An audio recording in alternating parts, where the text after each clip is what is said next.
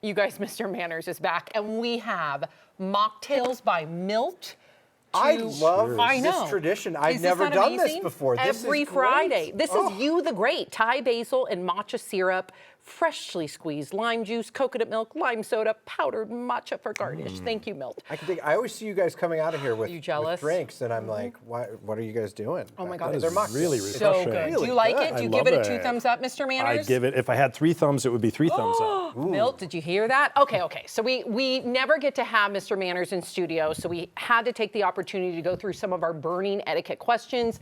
You go first, Steve. So one of the things I always wondered about is thank you notes and the protocol for thank you notes. Because, okay, so as an exhausted parent who recently had a child and like birthdays and all that stuff, people come and they give us wonderful things and we are so appreciative of them.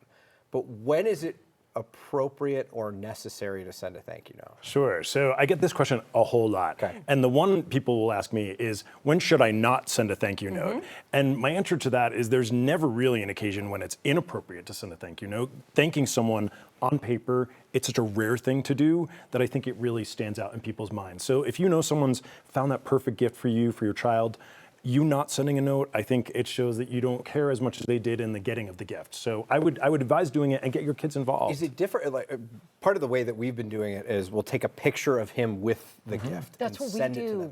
Because to me, they want to see it, right? They want to see them using it.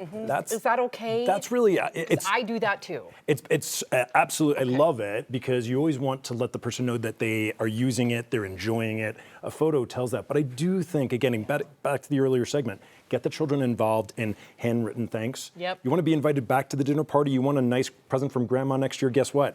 Your thank you note that's still pinned to the refrigerator, that's the reminder. It's a good look, Steve. It's a good look. It is a good look. Okay, so I am a bit of a homebody. And What? No. Yes. You are? I'm a hermit. Okay. I talk all day and I just want to go home and be with the kids. So when someone will write me and say, hey, let's go grab a drink or let's go out, and I say, and I'll be honest, I'll be like, you know what, I'm really tired. But then if they ask again and again, when does that, I'm working so much, I'm tired, I'm with the kids, expire? How do I respond? I think it's really difficult. If you think about it, back to that time use study that we were talking about earlier, there are only 24 hours in a day, 7 days in a week. And I think there are people that we would normally lose touch with that we don't lose touch with anymore because, thank you, social media, we're still in contact with the high school friends and so on.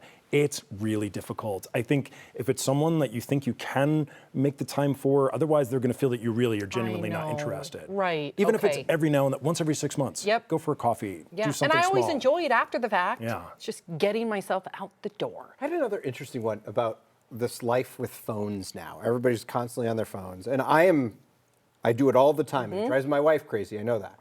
But sometimes I'll be interacting with someone and they're on their phone.